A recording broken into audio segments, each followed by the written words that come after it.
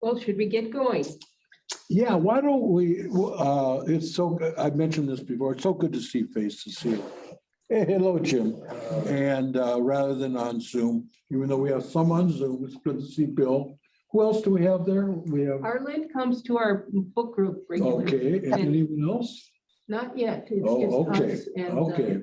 the two. Let's do some real quick introductions here. Okay. I'm John Harris. I've been leading this book discussion for over 20 years. Always look forward to it.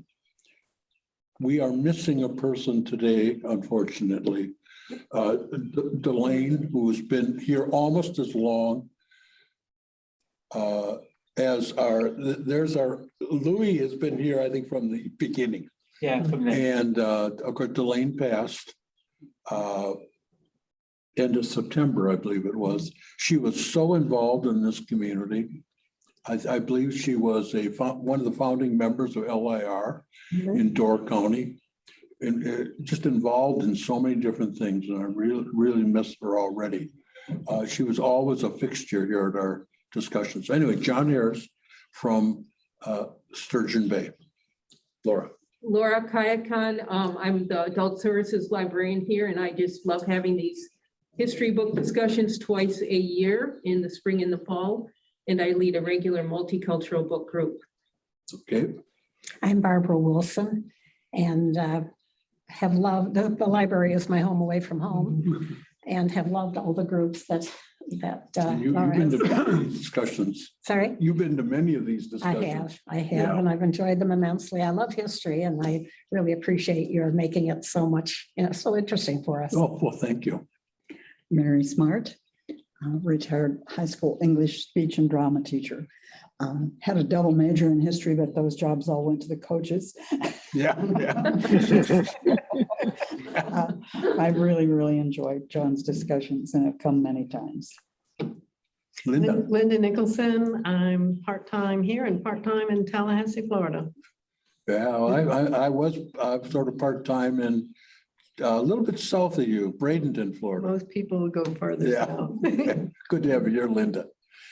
And I'm Louis Janda. I've been here for almost 20 years, I guess. Yeah. Don't miss many, except the last one I simply forgot about, had it on the calendar and didn't get here. I'm finding out that these masks don't work very well with hearing aids because the strap gets tangled up with the hearing aid itself. So Yeah. So it's one or the other almost. Good to have you here, Louis. I'm Adele Douglas. I was a close friend of Delane. She actually recruited me to be in this group. I then recruited her to become an officer or a member of the Friends of Library Board. She got herself on the nominating committee and recruited me to be the president. So we go back until shortly after I moved into Door County. I miss her enormously. And she is with us in a certain sense here today. I'm Kurt Newdecker, recently moved here in December, and my wife met Mary, and Mary kind of invited me here, so. Kind of. Former Twisted your arm. Former school administrator and teacher, and matter of fact, taught history for a number of years, so. Okay. Jim. I live in Southern Bay since 2005. It's been that long, 16 years, watch it. Yeah. Jim's been coming here at least the last 10 years for our discussions, at least. Yeah. I think we're gonna have a good discussion on Meacham's book, American Lion. One of the questions that we'll get to it later, I want you to think about, besides whether or not you liked the book, did you like the man? Talking about Jackson. We're going to get to that. He's a very controversial figure. But let me do some introductory. And Bill, introduction. Bill Voss, Mesa, Arizona, and Sturgeon Bay, although we haven't been to Mesa, Arizona in 2 years. So, Are you going this year, Bill? yes, later in the year in December. We've got a house there. We have to do something with it. Yeah, yeah. Good to have you here, Bill. And we have, And Arlen, are you Yes. there? Arlen? Yes, I'm here, but I'm leaving for Texas tomorrow, so I'm kind of tied up. But I didn't want to miss at least listening in on the discussion. good to have you here, Arlen. Yes, I've come to several of them. Thank you for having him. I wish I could see your picture, but you're just. Well, I'm not stable. I'm kind of running around trying to get things Getting packed ready up in to my go. car. So I'm carrying my phone with me, but I'm not sitting. Sorry. Okay. Well, let me do some introductory words here before we get into our discussion.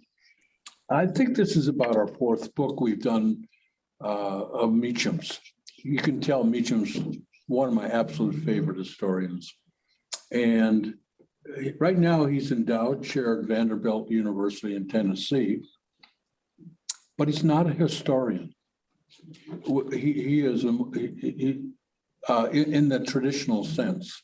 He's very non-traditional in that regard.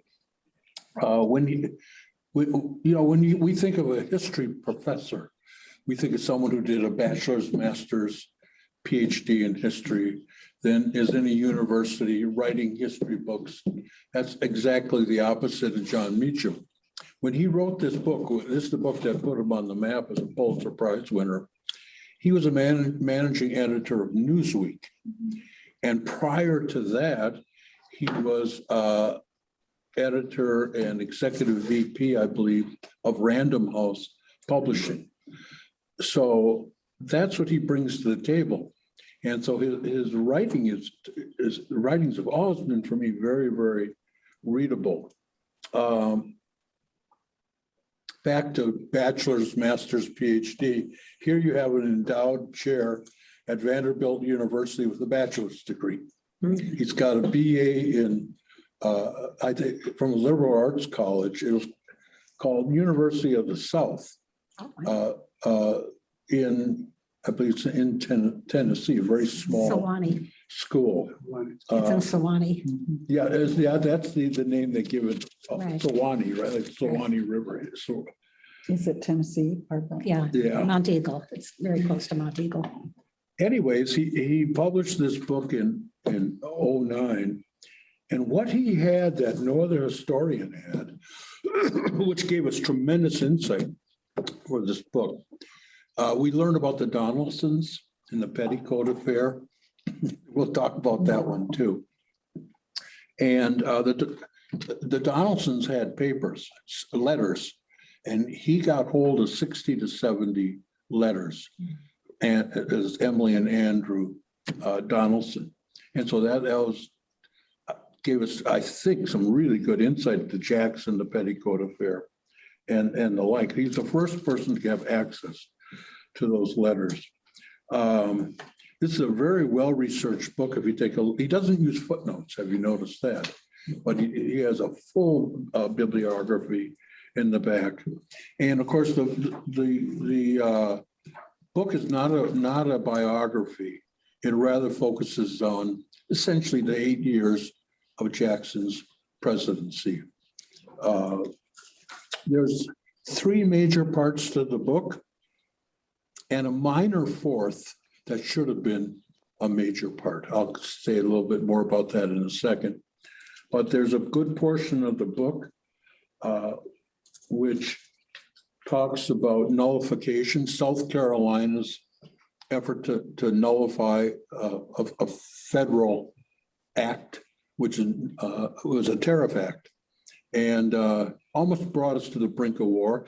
No surprise, just a handful of years later, you ask the question, what was the first state to secede from the Union? South Carolina, and they were involved in the same thing here with the nullification of the Tariff Act. So that's one part of the book. The Petticoat Affair, I know that Laura really liked reading about that. We're going to come to, I want to get your insights on that one, Laura, when we get there. And then a part I found very interesting was the demise of the National Bank. Just a little backdrop on that, just for a second. our founding fathers in general, Jefferson in particular, fighting Hamilton in particular, felt that a national bank gave way too much power to that institution. And you got to remember, the national bank was very much like our Federal Reserve right now. They didn't have the Federal Reserve. It did have a lot of power. And as we'll talk about later, Jackson did everything to get rid of that national bank, and he succeeded, and he got censured in the process. Those are the three major points. And then a minor part of the book, which should have been major, was the Trail of Tears. And Jackson signed the Indian Removal Act. And so Native Americans from northern Georgia got pushed across the Mississippi River to Oklahoma, and anywhere from 6,000 to 16,000 of them died along the way. Jackson was a racist. He was an anti-abolitionist. He was that individual who defined the presidency as we see it now. It started the imperial, he was like first of the imperial presidents, only the power going to the executive branch. He, some background on him. From 1806 on, he had a perennial cough. And yeah, he did like coffee and tobacco, but the cough was from a bullet that he carried with him. Back in 1806, he was not happy with a fellow who started talking about his wife. And also the fellow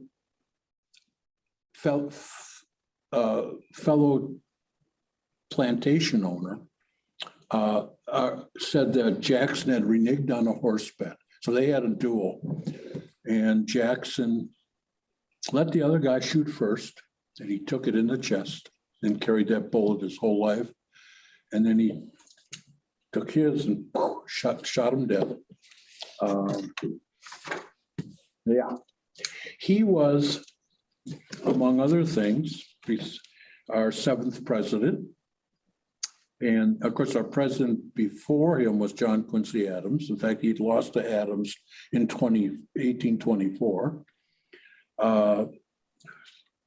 Martin Van Buren followed Jackson, and Martin Van Buren was Jackson's Secretary of State in the first term and VP in the second term.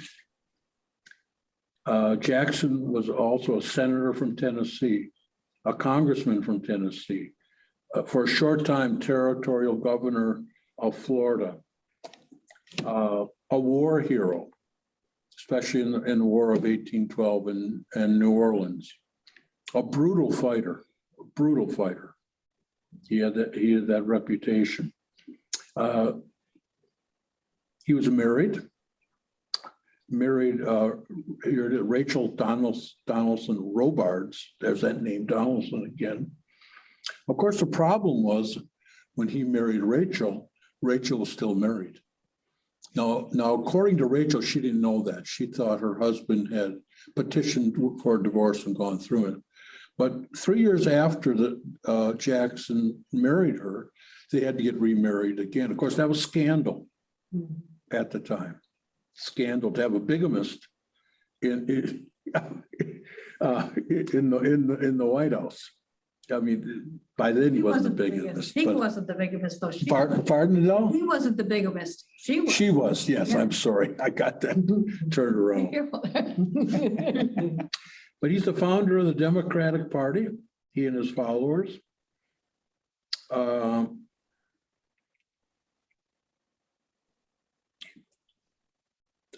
looking at my notes here. I still think about the Trail of Tears. We'll talk more about that. He was a populist. You know, now when we look at the way presidents are nominated and then elected, that way started with Jackson and 1832. That's when they had the first nominating convention, the first chicken circuit, the first campaign speeches, all the stuff we see, campaign songs, slogans, Old Hickory, Old Hickory, that was his nickname. That all started in 1832, and he was part of that. In fact, he was leading it. Very interesting guy. That's my introduction. I'm going to start with a general question. What was your reaction to the book and to the man? You don't understand? I'm asking, like, was it a good feeling about the man? Good feeling about the book? If not, why? If yes, why? Whatever. Anyone want to jump on that?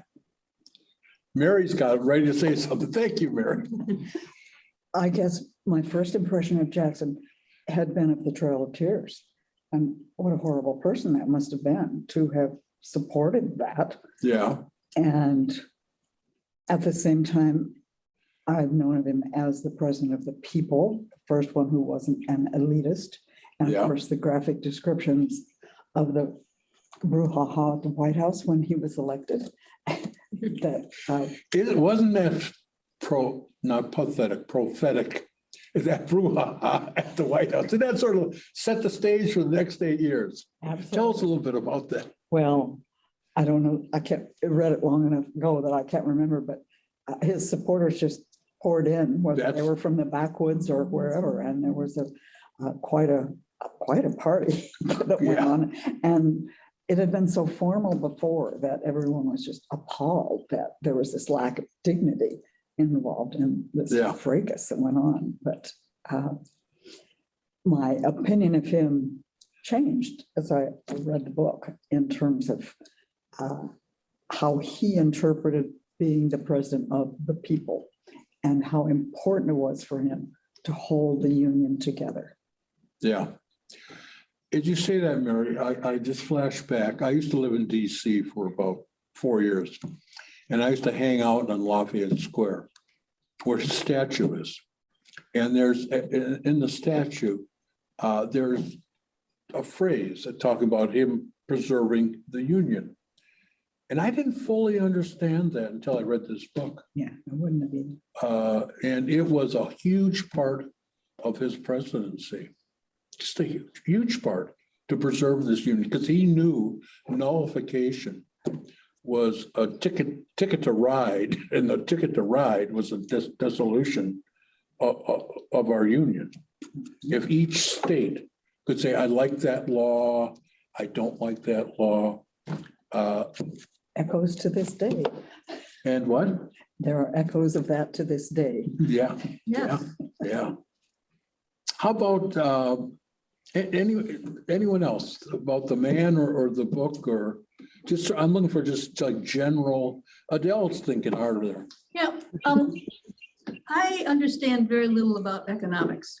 And if you would take just 2 minutes to explain what the issue was of the bank or the federal bank versus state banks. And was that federal money that was in the national bank? And then they wanted to move it to the states. I couldn't get a fully understanding what the issue was from this book. He doesn't That give a is my clear own- explanation of that. I would have asked the same That's question. my own ignorance largely, perhaps. It's part of mine too, but I think I can sort of Okay, answer it. would you give that a shot? Because then I have something more to say. Okay, let me start with, I'll get to the money in a second, but let me start with our Federal Reserve. Yes. Okay, and I think that's a good place to start on this. If our economy is in the doldrums, our Federal Reserve starts pumping money into the, Tax money. well, it's money the Treasury is making, you know? Okay. And they start buying up bonds and things like treasuries and Okay, what but have you. They're So getting their source from we taxpayers. No. This bank, I just want to make sure I understand where the money's coming from, that they're buying bonds and so forth. Well, the Treasury, which is part of the executive branch, prints money, okay? Okay, Okay, so you can print more and more money, I get it. Okay, all right. okay? So it's funny money. So they create. Yeah, okay, if you want to call it that. Mhm. So anyways, I'm not an economist, so I'm struggling with this too. I'm glad to hear that.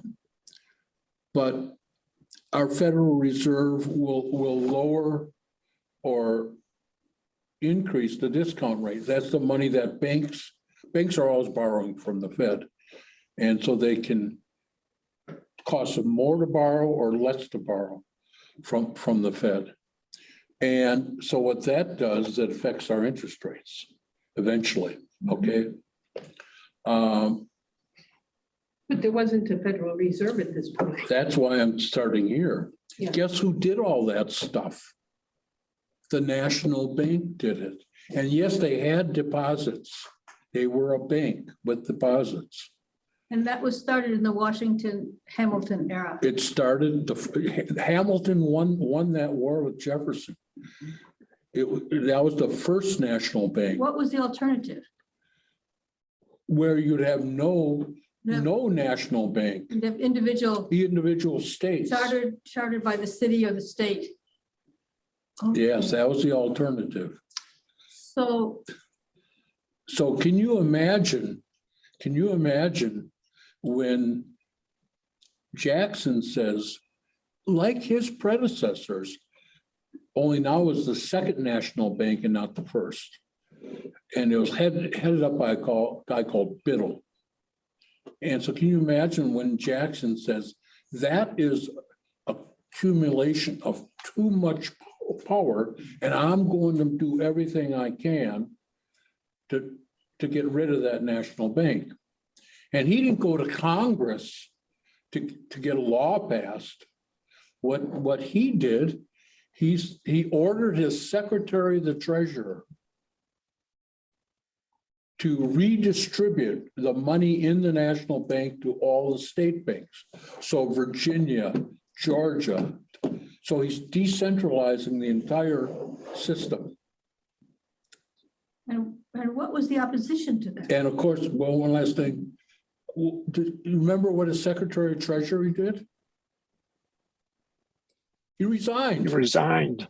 He resigned. I mean, some of the stuff sort of sounds familiar, doesn't it? Yeah. Bill, you picked up on that, huh? Bill, can you add to this? Well, one of the ways you can think of the Federal Reserve in the national bank, it's the banker's bank. It's what supports the banking that we have. And without it, you just have individual banks with no control and no source of money if they get into trouble. Yeah. So, and that, and Hamilton's idea is he wanted that bank because he said we can't do, now we're a country, we can't do business internationally because we don't have a national bank and we're dependent upon the other banks. But the other thing I would comment on is that Jackson did try a different idea to start with because that bank was chartered by the national government. Yeah. And so he tried to get the charter revoked. Yes, he did. And he couldn't get Congress to go along with that. So what he did is went through the back door and took the deposits out. Yeah. But the other thing is that Actually, the reason he didn't like the bank is the bank wasn't part of the national government, and they were using the national government's fund to buy political influence. and by that giving loan- concerned Jackson greatly. Right? Yeah. Right. And it's a legitimate concern. Yeah. Let me just add one more thing to that and talk about maybe the formation of our country. If you look at our founding fathers, Madison, Jefferson, Monroe, et cetera. And you look at not only our Declaration of Independence, but our Constitution, which Jefferson had no part of, but Madison certainly did. Two things jump out at you about their major concerns. One was the accumulation of power by one entity. They felt that would erode a democracy. And they feared that to the max. Hence, they would fear a national bank. You got to remember, Jefferson didn't even want a standing army. Too much power. One of the first things he did is when he got elected, he started selling the few naval vessels we had. There were barges. That was all part of his thinking. Of course, the second thing they feared, and it helps us understand the impeachment of President Trump. They feared any type of interference in our affairs in general and our elections in particular. So it was no surprise when they said to be president, you have to be 35 years old and be born in this country. And not born in England, not born in Scotland or whatever. That was all part of it. And so those are two fears. So you take those two fears, you start to understand why we have what we have today. Adele. Yeah, so thank you. Yeah. It's so much clearer, and I wish I was a macroeconomist. then the other thing I wanted to say is I was fascinated with the Margaret Eaton aspect of this book. Yeah, let's move on to that. Idea. I didn't study much history other than high school, maybe one class in American history at university. That was never mentioned, I'm quite certain, because my adolescent mind would have picked up on her for sure. Yeah, I think the Donaldson letters. I was going to say, those must have been sourced from those Donaldson archives that he had access to that prior historians probably had never either not known existed or not had opportunity to look at. Adele, I was guessing the same thing. I hope they're now in public venue someplace so that other historians can get at it and look at more. Because this, I don't know where they are. You said, look principally at the 8 years of the presidency. I think I would like to hear a little bit more about some of the formative business that went prior. Plus, he lived a long time after. He was not inactive during that time. Mm-hmm. And just bringing everyone up to speed, and then I really want to turn to Laura too on this. She has a good grasp of it, I think. Yeah. Well, let's bring it all up to speed. John Eaton was Jackson's Secretary of War, very powerful position. Okay. Think of Lincoln's Secretary of War, what power he carried. A very powerful position. John Eaton marries Margaret, went by the name of Peggy. So called Margaret or Peggy. And a couple things with Peggy. She had a husband who was out to sea. And somehow she became pregnant. Now that's sort of biologically impossible if you're being faithful to your spouse, right? So that's part of the story. She spoke her mind. She had a reputation. A bad one. Yes. In fact, later in life, she bragged about her love affairs. She always, when she had relations with men, they were always gentlemen, she said, in high standing. That was later in life she said that. So can you imagine being there at the time? It's very stiff still. It's 1829. You can almost picture people's almost still men in wigs, you know. So there's a big get together at the White House. And Margaret and John come in. Vice President Calhoun's wife will have nothing to do with Margaret.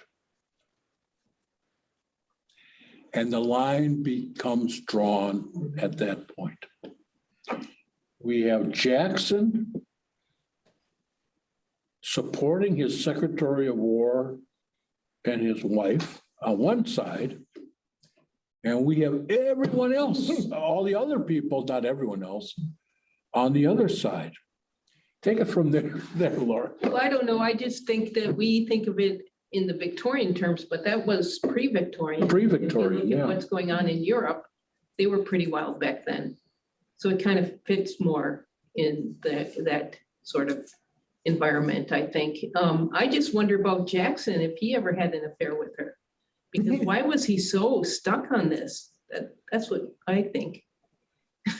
He even said What was he an doing? attack on Margaret and John is an attack on me. Yeah. He Why went was to that so length. rigid about it, even though his family wasn't, Emily wasn't, happy with it.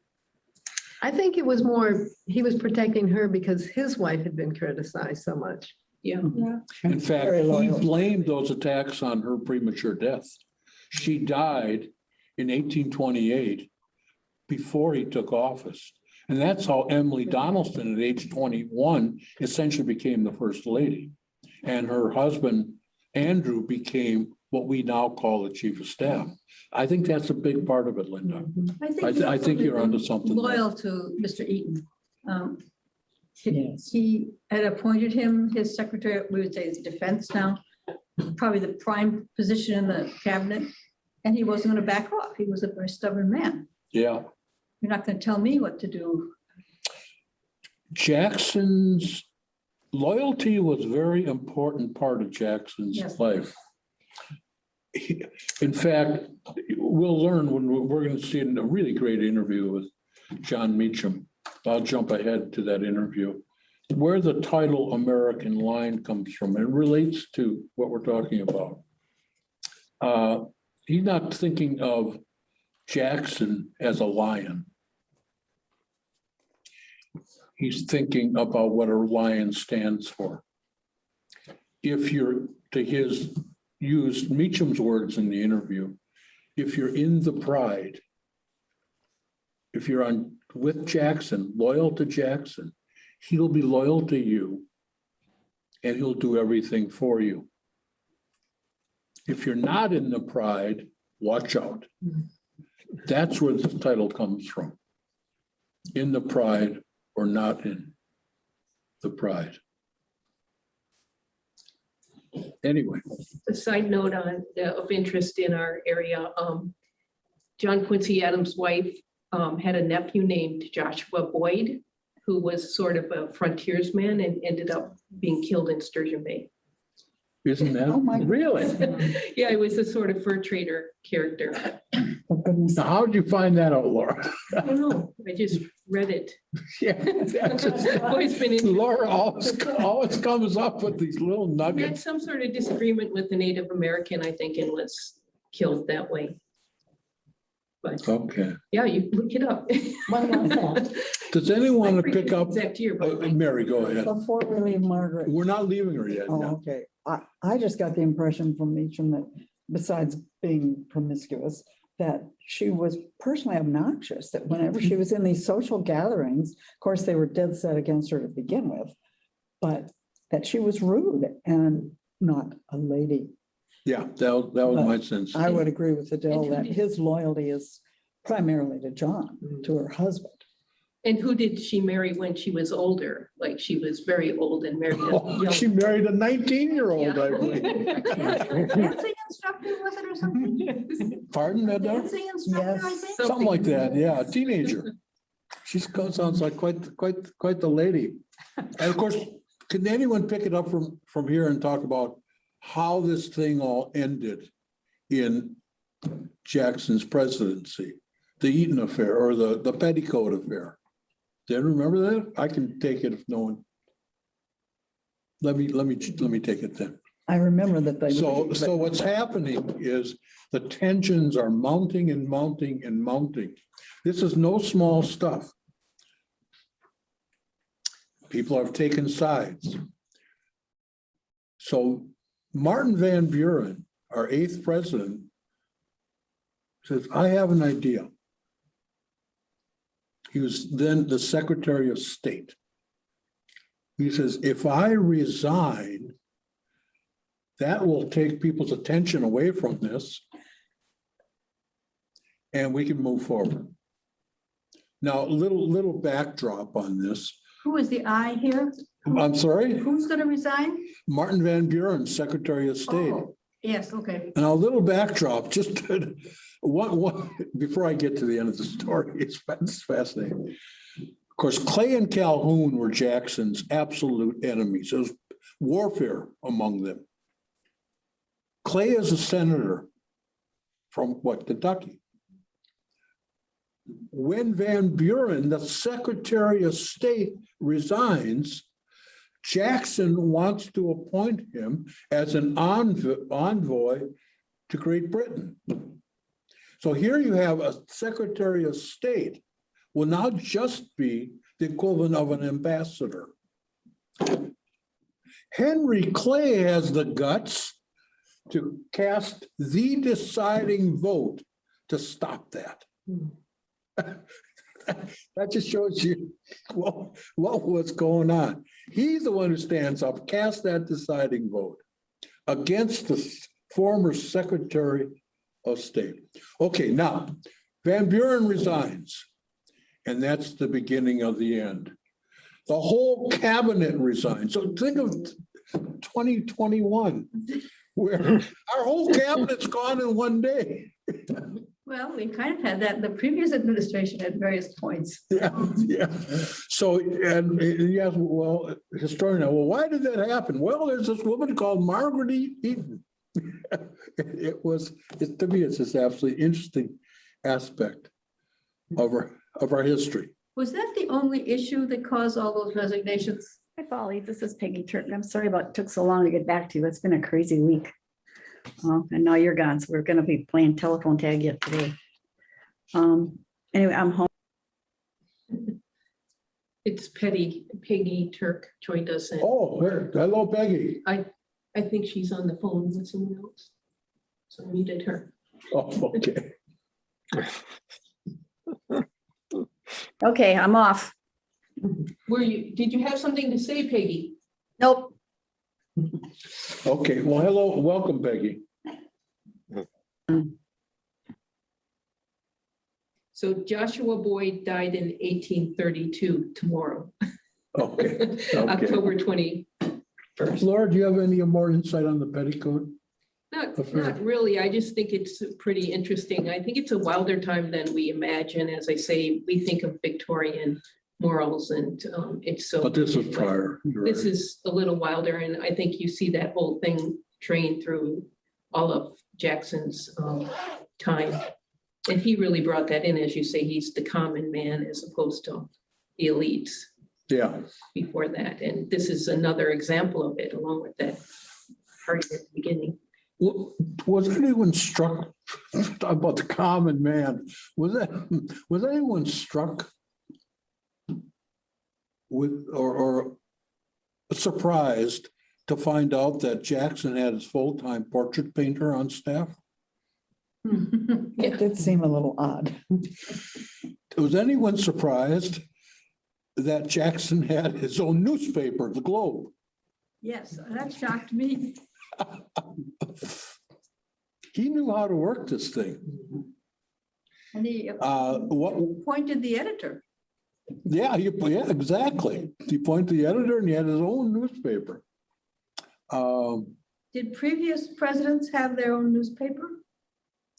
Not that I know of. I know they had their own secret writers, especially our first couple presidents, where they'd be slamming each other in the newspapers. And there's a pseudonym. They got their own writer, or they're writing it themselves under a pseudonym. So, but Jackson took it the next step. And he says, "Hell, excuse my language. I'll get my editor and I'll have my own newspaper." Bit of a demagogue, I would think, huh? I know so. I know so. Let's talk a little bit about nullification. Remember the thing about 40 bales? Anyone remember that? 40 bales is really, let me bring you up to date on that. There were tariffs in place. And it was a good source of, we didn't have income tax then. So it was a good source of money for the federal government. Some of those tariffs on imported goods was as high as 50%. So if you're living in the South, where all the manufacturing is done in the North, you're on a plant, you're basically agrarian society. So those things you need to buy are much, much more expensive because of the tariffs. But also, and this is a part of, as a non-macro economist, I don't fully understand. What they argued in the South is that for every 100 bales of cotton they would harvest, they would lose 40 of those bales because of the tariffs. Is there an export tariff on the cotton they're exporting? The prices is war.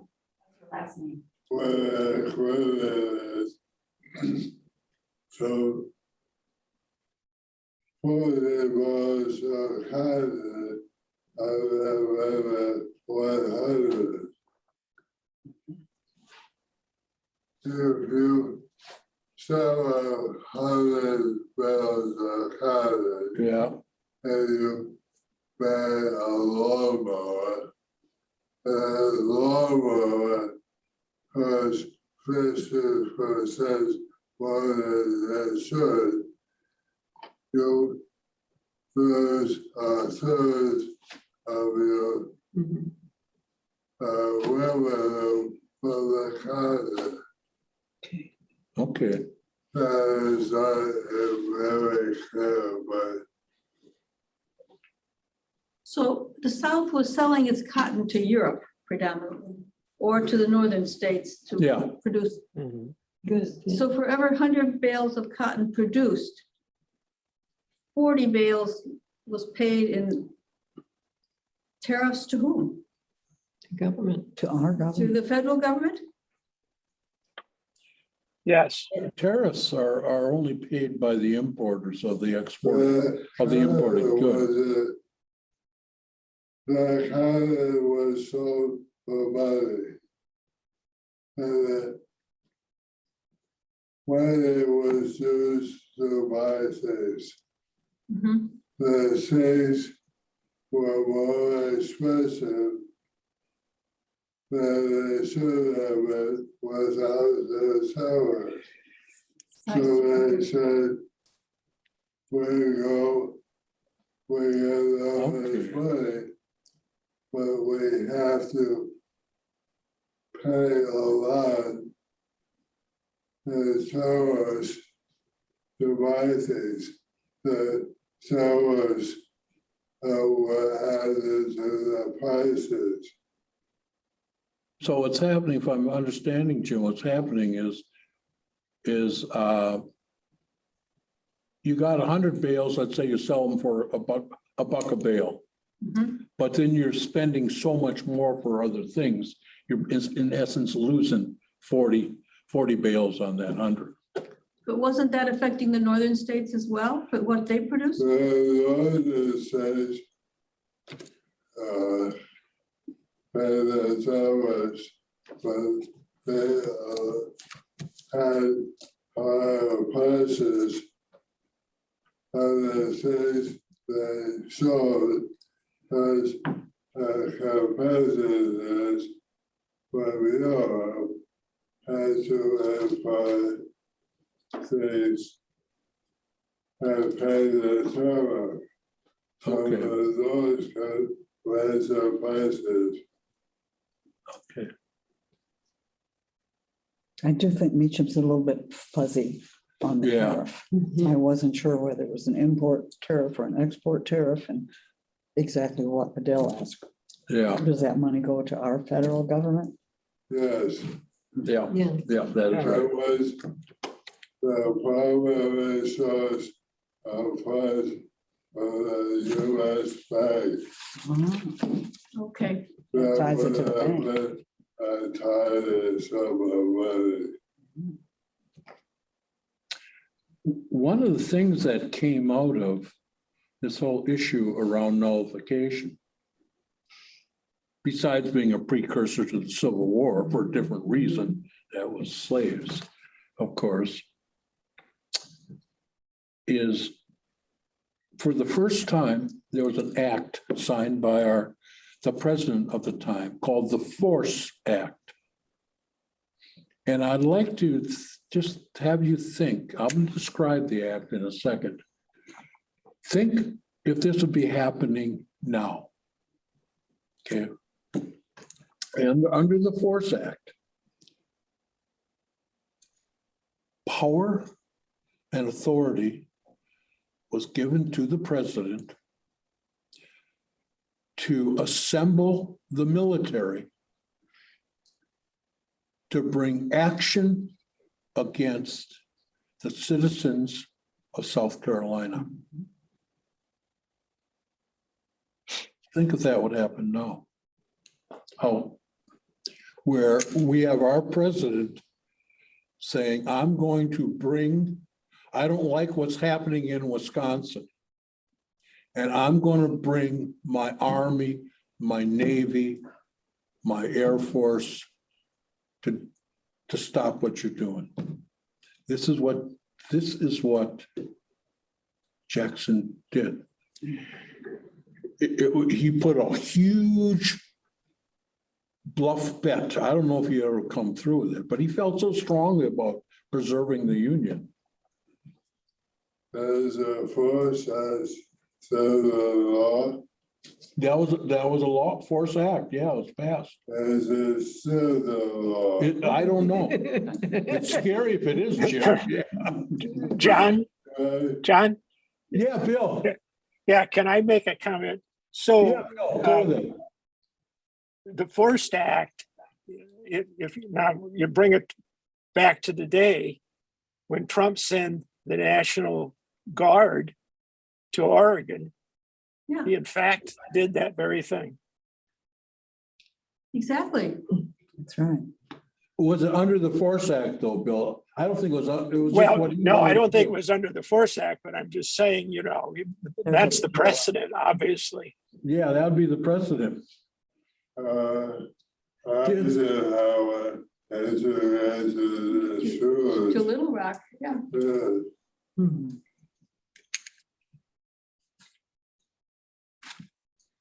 I got some quotes here. This is all relationship to nullification. Our union, this is Jackson speaking, our union, it must be preserved. That's what's on the statue in Lafayette Square. He believed nullification, this is a powerful word that Jon Meacham is using. He believed nullification was a mortal threat to the Union. And I happen to believe that. We have some of that going on right now. There's some parallels here about states taking stances against mandated vaccines and the like. He said, discussions by armed forces. I can't read my writing. Actions by armed forces is treason, not our armed forces. Are you ready to incur its, can't read my writing. It's guilt. I think that's the word I have here. Those are powerful, those are directed. And one of the things that Jackson did, he pulled it off. If he could just if he could isolate South Carolina, he had a good chance of stopping this. And he did that exactly. The other southern states who were affected by the tariffs backed off. Then the end of the story is there was modifications made to the tariffs, lowered and the like, and it diffused the situation. But it really, as I was, he was sprinkling that all through the book. I started thinking about some things going on now. I started thinking about the Civil War. I started thinking of parallels between President Trump and President Jackson. All that stuff was going through. Another parallel, and I don't want to take away from nullification, but the first time I read the book, I didn't really notice this, but because I read it in August, I went back to the prologue. As part of the prologue, Meacham writes, the men who gathered in Philadelphia had not been interested in establishing the rule of the majority. And he talks about the debates on the floor of the Constitutional Convention, largely concerned how the new nation might most effectively check the popular will, hence the Electoral College, the election of senators by state legislatures, and limited suffrage. And he goes on to conclude, all this tended to put decisive power in the hands of elites, elected in theory by a country of landowning yeomen. The people, broadly defined, were not to be trusted with too much power. And I'm thinking, all these efforts to restrict voting, that's a direct parallel. Yeah, that's some insight there. Yeah. Was not unreasonable when you consider that most people go that ways.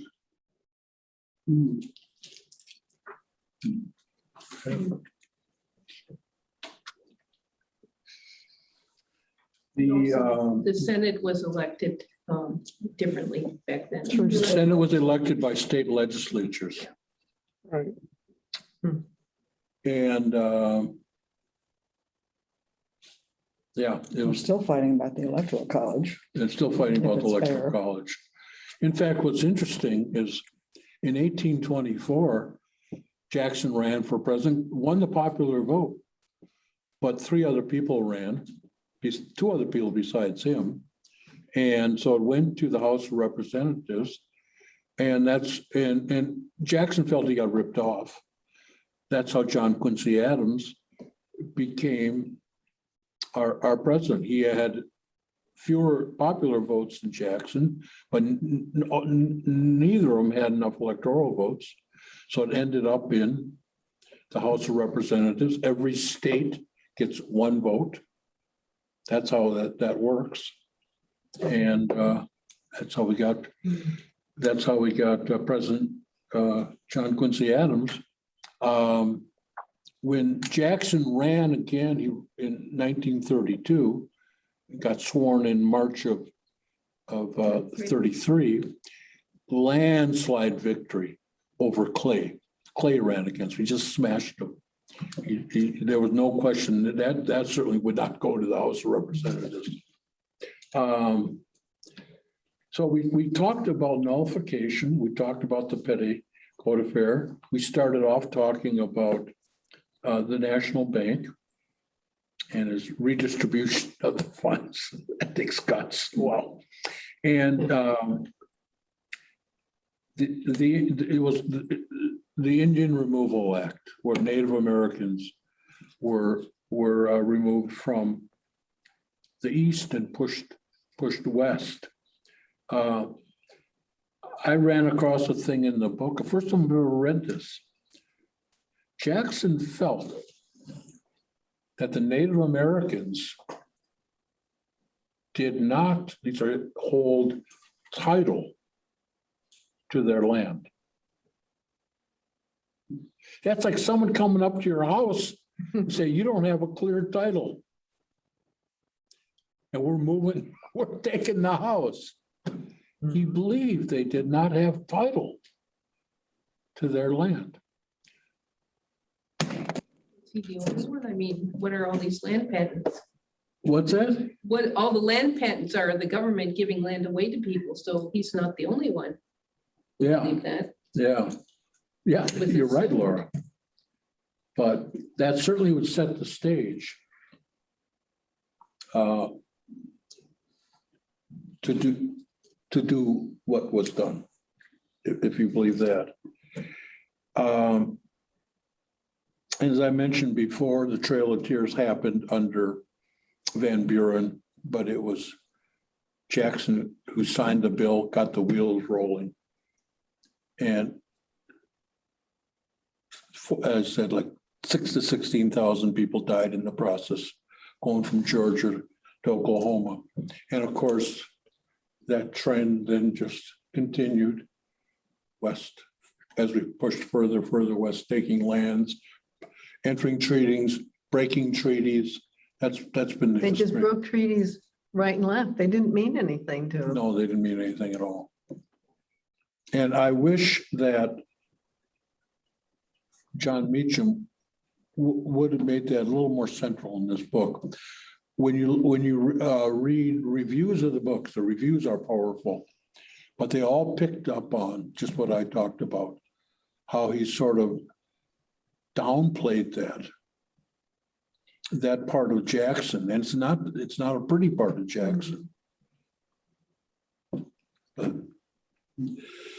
speaking of Jon Meacham, we're going to do let's do it right now, Laura. We have a nice interview with him. You're going to see him younger. This is in before he had gray hair, because this is right. This is like 2008, 2009, when the book came out. Jim. Hi, Jim. Thank you, Jim. Had it all set to go. Say hello to Betsy. Okay. Take care. 1 minute, I thought I had it set up. And then you wanted to vote. It's kissing. It must have timed out well. Right about the 7.5 minutes, Laura. And that was the period when I suspect our mutual friends, David McCullough, was with John Adams, out with Adams, and Walter Isaacson was out with Benjamin Franklin. And they're wonderful books. How can I close these blinds? I'm not sure, they're brand new. Why is it not playing for me? I can just pull them, Louis. Now you just push them up. Yeah, I'll just, turn the lights off to my. Yeah, lights oh, are. you want them up or down? I'm interested in the Yeah. idea of asserting that he had Benjamin Franklin. And Got it. Do you see this, Bill and everyone? Yeah, it's great. It's great on this end. Can you turn the volume up just a little Yeah. bit, Laura? they're wonderful books. And I'm sure virtually everyone here has read at least one of them, perhaps both. My sense, though, as a Tennessean, was that of the early figures, the man who is most like us, for better and for worse, is Jackson. Because he was capable of great good. He was capable of expanding the promise of democracy, of protecting the Union against all comers, of asserting that the United States should be respected around the world. Thank you. While being an unrepentant slaveholder architect of the Indian removal, really the mastermind, de facto mastermind of the Trail of Tears, and an active opponent of abolition. This is not an uncomplicated man, but his sins were the nation's sins in many ways. And we have raised in this country the art of cognitive dissonance to new heights. We are fully capable of holding in our minds opposing ideas. Not far from where we're sitting tonight in great comfort, I'm sure there are children who need much better care than they are being given. Where I live on the Upper East Side of Manhattan, they're even closer at hand, probably. I worry sometimes that my 6-year-old or my 4-year-old is going to ask, what exactly was it about healthcare not being a fundamental human right that you didn't understand? One generation's acknowledged fact is another generation's clear evil. And so before one simply condemns and moves on from Jackson, I wanted to condemn but stay a while and try to learn about what it was that made him capable of great good and of great evil, which frankly, I don't want to get you all involved in this necessarily, but I sure as hell am. I would not want anyone writing about me at any point. But I know that as a human matter, and leaders, as we know all too well, perhaps from recent times, are quite human. And I'm with the Greeks. I think character is fate.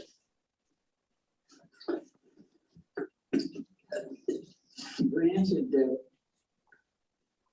Jackson's virtues and sins were the nation's and the people's sins, but he was a larger than life figure. He was a man of great passion. He pursued his agendas with passion. Well, that was a very noble thing I just said a minute ago, right? It was a faux noble. It's also true that it's just fun to write a book about a man who tried to attack his own assassin. So there's that.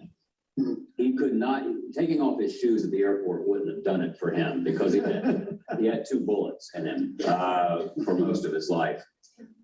He was sort of a lunatic, but he was a lunatic with a purpose. And I think that while he was a passionate man in the sense of our sense of the word would be temperamental, I think he was a master of those passions and not a prisoner of them. This is where I disagree with some relatively recent and wonderful Jacksonian scholarship.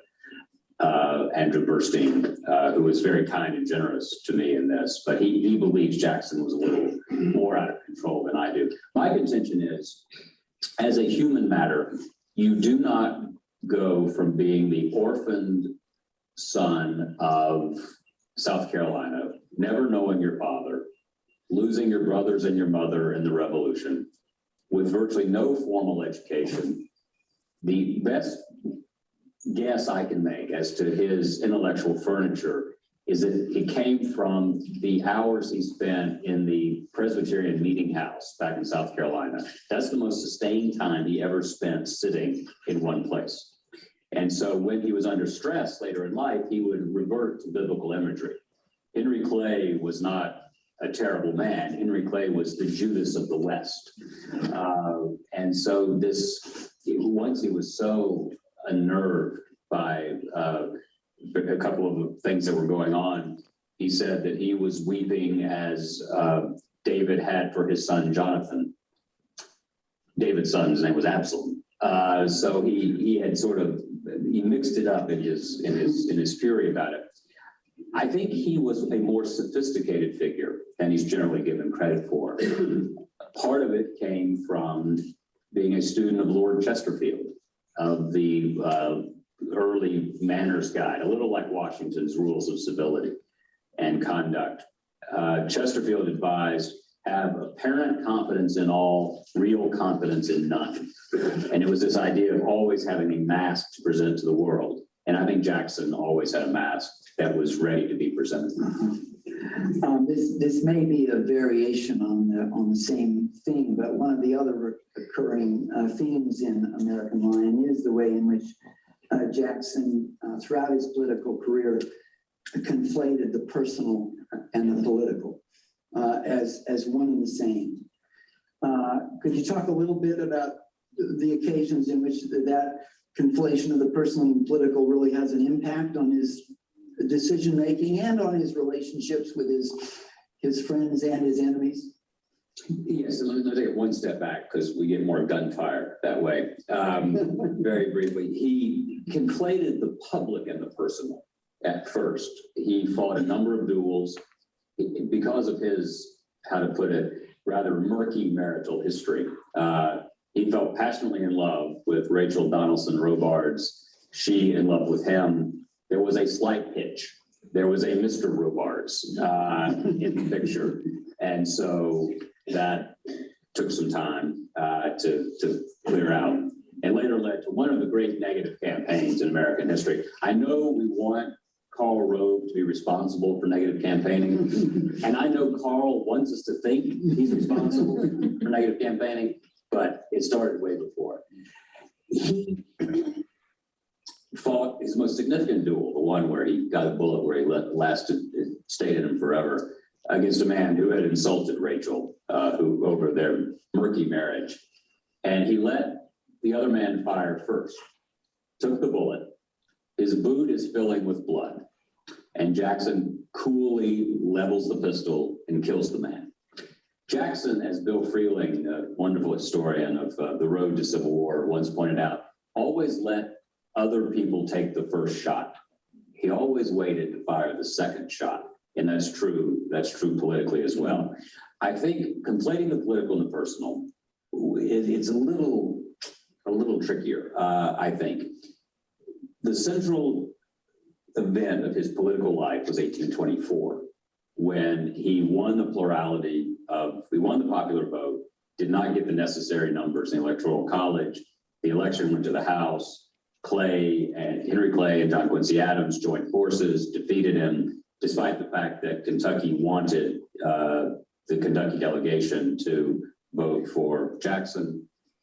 And that radicalized Jackson in ways that shaped the rest of his life.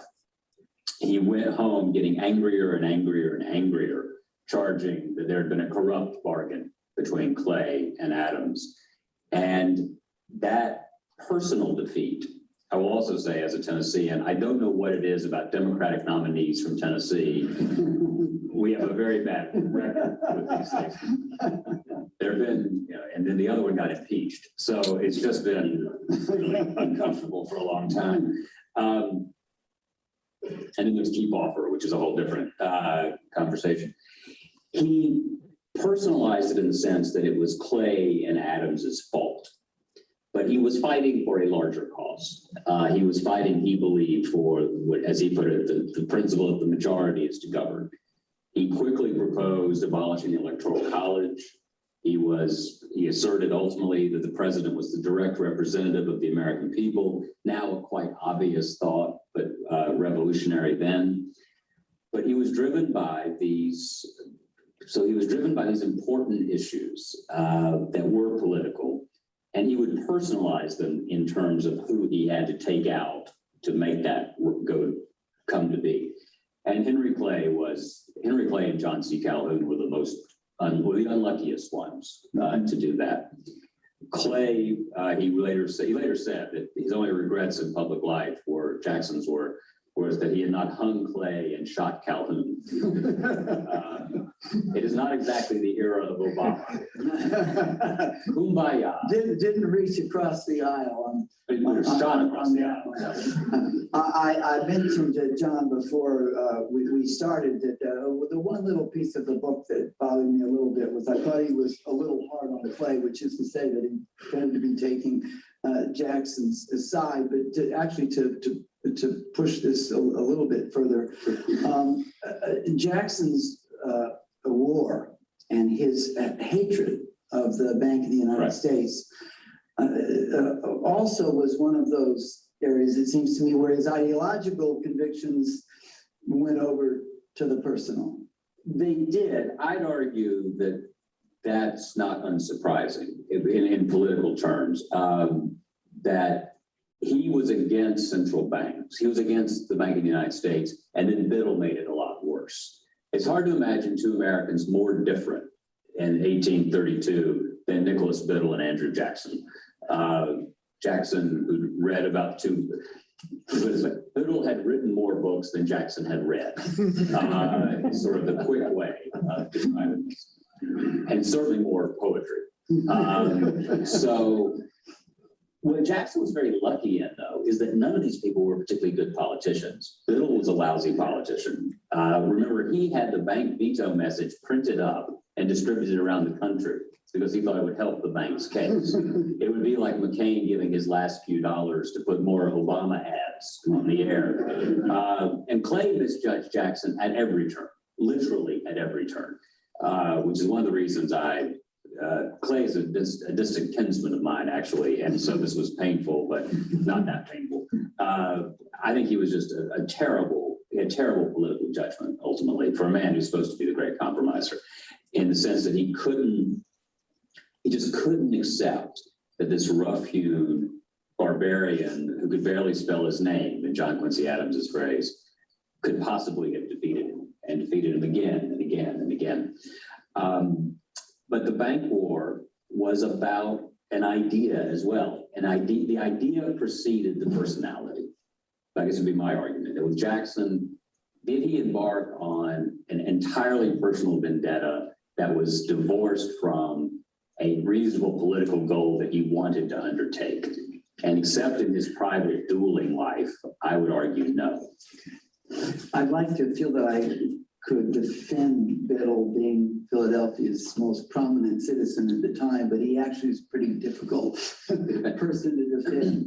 He let his sense of superiority become known to those around him. Well, there's a small personal connection showing the brevity of American history. My 6-year-old son was in the same class as Nicholas Biddle's great granddaughter, whatever that would be. And so when I was doing the bank war, and we would be a drop-off, there would be difficult, intense moments. And my son, who was sort of annoying like his father, would say, my daddy thinks your great-granddaddy was terrible. So that part's not true. But. I was staying with sort of personal and public. There's another man on Jackson's enemies list. Now here we are, Andrew Jackson, born in South Carolina, a Southerner, a strict constructionist, a slave owner, came to detest, and that may be too weak a word, his own vice president, John C. Calhoun, another Southern strict constructionist, a slave owner. And indeed was prepared to march federal troops into Calhoun's South Carolina when the state nullified the tariff of 1832. What's going on there? Two things, I think. One was Calhoun wanted to be president of the United States. He did not want to be the president of the Confederacy. I think that's an important thing to remember. He was deeply ambitious. He wanted to succeed Jackson as president. So did Martin Van Buren. So did Henry Clay. It was sort of like our own time. There was no shortage of people who were interested in the job. There were two things early on.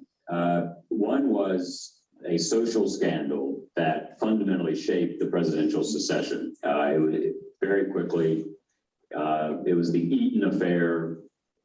Do this in a capsule, which is sort of tricky. Margaret Eaton was the daughter of a Washington tavern keeper who was probably not all she could have been in the sexual morality department. But I don't know. That's what we call it. Her first husband was a Navy purser who slit his own throat at sea. It was said out of despair for her infidelities, some of which seem to have perhaps unfolded with John Henry Eaton, who was very close to Jackson, a Tennessean, longtime Tennessee lawmaker who became the Secretary of War. Eaton marries Margaret on New Year's Day, 1829, during the transition. It immediately becomes a litmus test, a bright line, whatever your metaphor would be, in Washington. If you received Mrs. Eaton and were on good terms with her, you were considered pro-Jackson. If you snubbed her, you were considered an enemy of Jackson's. And Mrs. Calhoun was the first person not to receive Mrs. Eaton. Not only did she not receive her, she fled the city, went to South Carolina. John Quincy Adams, who I know we're supposed to remember him as this great advocate of great things. He was a hell of a good gossip. His diaries are terrific on these things. Jackson believed at this point that Calhoun couldn't be trusted. If he wouldn't go with him on this issue, what else could he trust him on? There was much talk in the Capitol at the time that the Calhoun party in the Capitol was trying to use this to weaken Jackson, to get the War Department in their own hands. That was Louisa Catherine Adams's, John Quincy Adams's wife's verdict on it. And so Jackson was immediately on his guard. He was also on his guard because of the substantive question of nullification and secession. And they were already on separate paths, I think, at the inauguration in March of 1829. At first, Jackson blamed Clay and his minions for the Eaton trouble. He came to believe that it was Calhoun. Martin Van Buren did everything he could to help him along in that conviction. And so he had a face, Jackson had a face of nullification and the threat to the Union in Calhoun that crystallized for him the stakes of the conflict and the nature of the conflict. Let me just say quickly, as you rightly characterize it, there was a lot about nullification, I believe, that you'd have a hard time convincing me that Jackson wouldn't have been for under some circumstances. Jefferson, as we know, though they later spun it in different ways, had at one point been approving of it. Of course, Jefferson is like the Bible. You can quote him on either side of any issue and quite convincingly. What Jackson was driven by, I'm convinced, is an emotional and passionate devotion to the Union, partly because his whole family had died for it. And I'm going to use this language very carefully. He really believed that his family's blood had consecrated the Union, had set it apart, had made it something that was a transcendent reality that was to be defended at all costs. And he was going to do it against South Carolina. He was ready to fight a civil war of extermination, as he put it. And yet, all the while he was rattling his saber, he had put into motion the political compromise that would diffuse the crisis. This is my point about Andrew Jackson as a more sophisticated political figure than simply the wild man of the saber rattling. Thank you. I'm gonna ask what sounds like a sort of technical political question, but I eventually want to maneuver this around to be a conversation about sex. Yeah, you can. A good many. You had it ended about here. Pardon? You told me to end it about Yeah, here. that'd be about right. Yeah. This goes on for another hour or so. Oh, my goodness. No.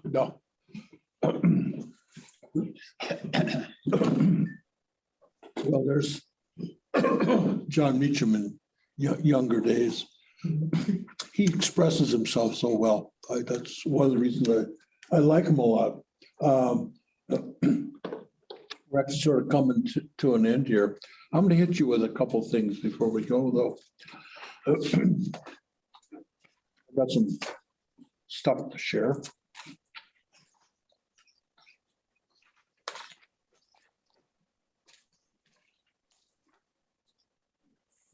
I can find it. Hold on.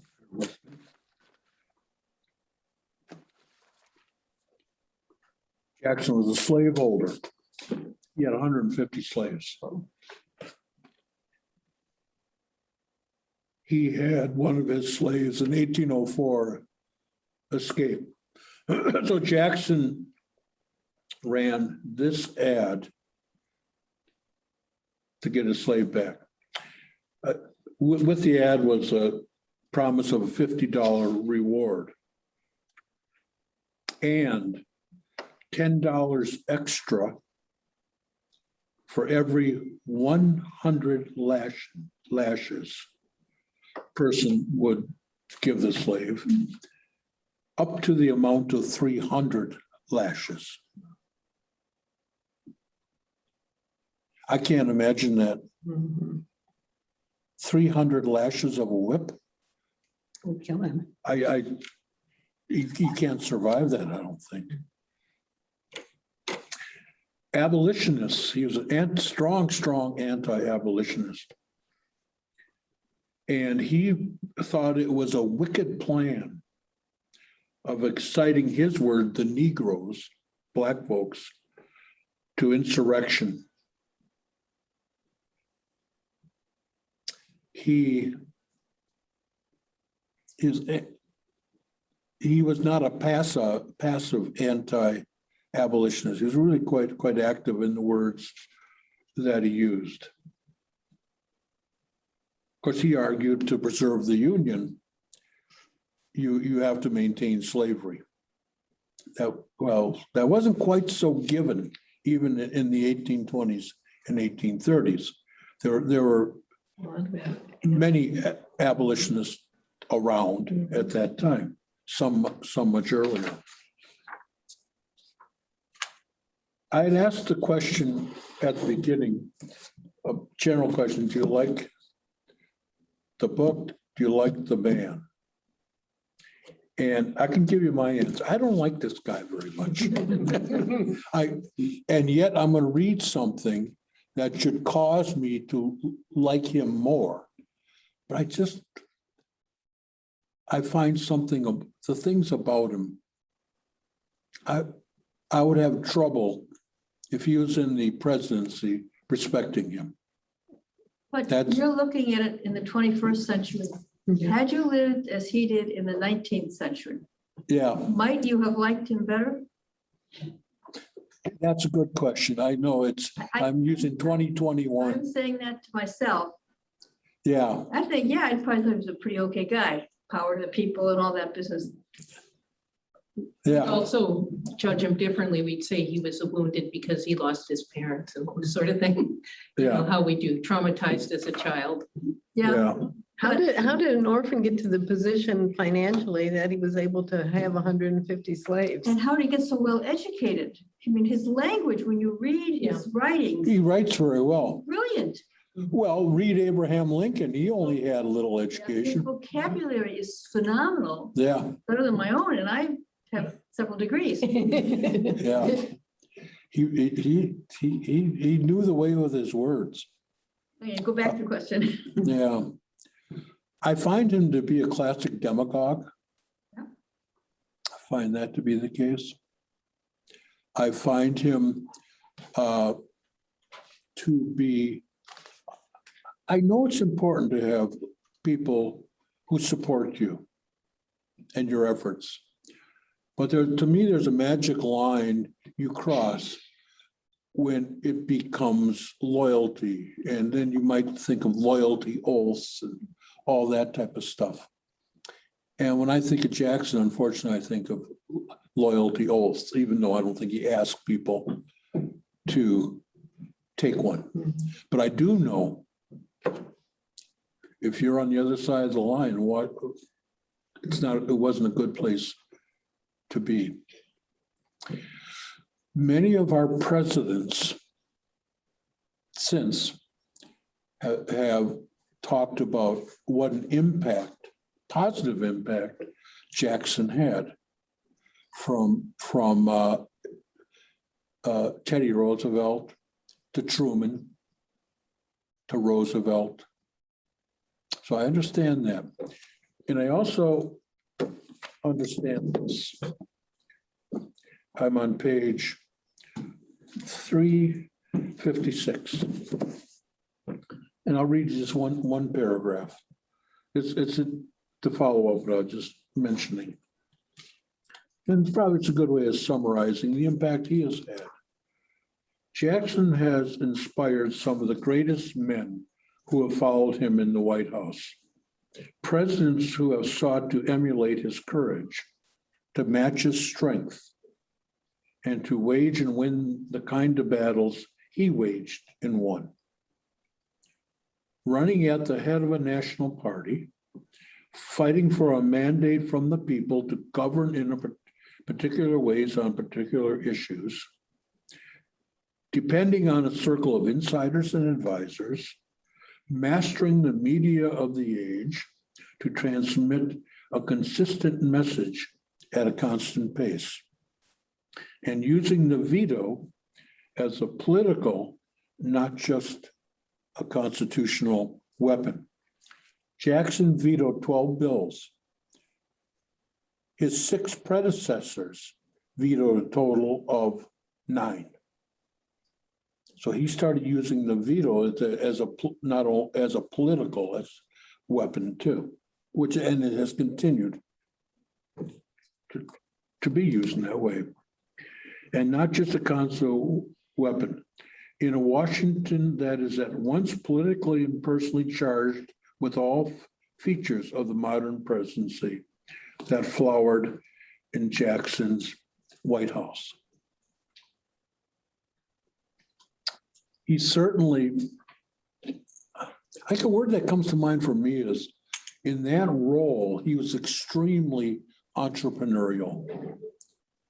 When we read about his predecessors,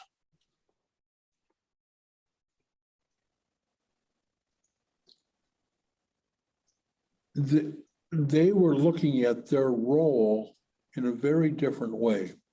And Congress seemed to have more power then, until Jackson came along.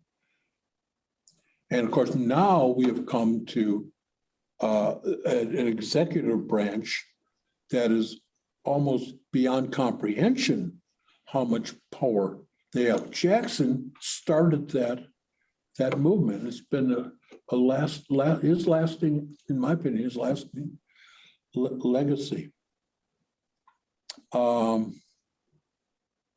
There's still the debate of whether or not he should be on our currency, isn't there? You know, even I just wonder what his image of himself was too. It's kind of interesting when you mentioned that image on our currency as a concept up in here. But there was an article in the Wall Street Journal a few days ago in reference to a sarcophagus that had showed up someplace. And there would have been an effort to, at the time that it was brought into this country, the image would be that he would be buried in that particular sarcophagus. It was something that went back to the Roman times, and one of the ideas was that it had been constructed for a Roman emperor, and then his provenance eventually was under some kind of an attack since then. But the letter that was written to him that said that he should be buried in this, and his reply was, "I cannot consent that my mortal body shall be laid in a repository prepared for an emperor or king. My Republican feelings and principles forbid it. The simplicity of our system of government forbids it. Every monument erected to perpetuate the memory of our heroes and statesmen ought to bear evidence of the economy and simplicity of our Republican institutions and the plainness of our Republican citizens. I cannot permit my remains to be first in this United States to be deposited in a sarcophagus made for an emperor or a king." Interesting, yeah. Yeah, and I would wonder about that image on the currency then. Yeah, that's interesting connection there, Louis. Yeah, you got to wonder. Yeah. I couldn't find in the man, I guess my reaction would be I just don't dislike him. I just can't find anything to like him. And I find a difference between those two, between disliking and not disliking. Well, I think for me, the aspects that caused me to like him is he truly did preserve the Union. Yeah. He brought a passion to the position. When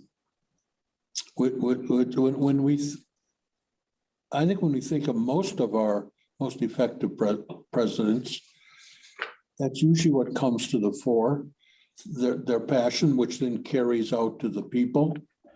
Yeah, as far as that is concerned, with his passion, with the actions that he took, the things that he did, I think there's no question about the value that he's had. Yeah. It's when you asked about whether or not you like him or not. That's Yeah. What is interesting, there are some great leaders that you don't necessarily have to like, but you respect them. There's a difference between like and respect. Maybe that's where I'm sitting with Jackson. Thanks for getting that wheels rolling that one, Louis. Maybe that's the way. I can respect him, but I still don't like him. Yeah. No, I just don't like him. Well, Linda, go ahead. There were contradictions where what he did with the Trail of Tears and the Native Americans, and yet he adopted an orphan. An orphan, yeah. Native American. And raised that orphan. Yeah. Until the orphan died. Yeah. Yeah. So there, it seemed a bit inconsistent. Yeah. I think that has to do with the passing of his dad when he was born. And he was an orphan himself. And then his mother and two sibs died in the Revolutionary War.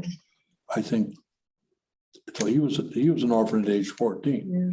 So, He was in the war starting at 13. I'm sorry, Laura? He was in the Revolutionary War starting at 13, age 13. He was? Yeah, that's what I understand. That's young to be in a war. Yeah. Yeah. And his brothers were dead by the age of 15. So yeah, that's right. That is, I do remember reading that. that's quite a childhood. Yeah. In addition to the Trail of Tears, I lost respect for him when he wouldn't allow the Postal Service to distribute the abolitionist pamphlets. As you say, he's an anti-abolitionist. He was censored. He was into censorship. And that sort of made me think about a time when the Postal Service was with. You're making that connection. So that people's votes might not count. Yeah. There was a gag. Do you remember reading about the gag rule? This is in our country, in our Congress. There was a gag rule. Congress has rules and they implemented it. They still do. And they implemented the gag rule, which says no talk of anti-slavery is allowed. You cannot talk about abolition. Not allowed. In our country, our Congress was a different time. That's for sure. That's for sure. We will be, I hope we're all here we make it through the winter and we'll be back here in probably May, and Laura and I will be putting our heads together and we'll think of I'd love to try that book on the Alamo, which picks up at the end of Jackson's time. Oh yeah, he was very pro-Texas. Maybe that'd be. Well, the new one's called Forget the Alamo, and it's been very controversial. And maybe let's take a look at that. Yeah, that's just a little backdrop. I used to take students down to the Yucatan, Mexico, and I would talk to Mexicans. They have a very different take on the Alamo. My vision is Davy Crockett swinging old Betsy with his musket. They have a whole different. They said you took Texas from us. Of course, Jackson was very pro take Texas from the Mexicans. yeah, and in that book, which I haven't finished, but I started, it talks about how the whole movement to Texas for slavery was important, taking over that part of the world, and that the Mexicans were anti-slavery, which I did not realize. I didn't know. That was they had outlawed slavery centuries before that. Which is very interesting. Yeah. Well, let's take a look at that one, Laura. Yeah, Yes, something. Bill. Yeah, I just wanted, I can't come up with the name of it at the moment though, but there's a Lincoln book and it chronicles his trip to the White House from the time he was elected until he got to the, did you? Yeah, I thought that was at home, I think. Yeah, I thought that was a great book too. Yeah, that was a fascinating book. Yeah, and the other thing about the Alamo is that there's a donation by a rock star that has been made to the Alamo, and they're trying to decide how to handle that. And there's a lot of political pressure to tell the real story now. Yeah. I didn't, oh, that's interesting. I don't know anything about this. Oh, yeah. It's in the Wall Street Journal last week or so. Do you know who the rock star is? I think I. No, Too. Okay, well. I don't. Okay. Well, everyone, thanks for coming. And people on Zoom, thank you, Peggy. Thank you, Arlen. Thank you, Bill. Yep, the rock star is Billy Joel. And it was also in the New Yorker, covered in the New Yorker. Rock star? Billy Joel. Billy Joel. Billy Yep. Joel, okay. Yeah. And some of the acquisitions are questionable. They're not, the providence has not been proven. It's Phil Collins, I think, isn't it? I'm reading Phil Collins here. Or Phil Collins? He's a Yeah, collector. that's who it was. Phil Collins. Phil Collins, Yeah. who's British. Yeah. That's interesting. Phil Collins is British, right? Billy Joel. Well, thanks, everyone. And we'll see you all in May. Thank you for leading this. Well, it's always fun, Laura. Thank you. Fascinating. Bill, can you hear us? I do hear you, yes. Oh, well, it's good to see you. You're looking good. And Thank John, you. have the video ready to go at 7.5 minutes. Okay, perfect, perfect.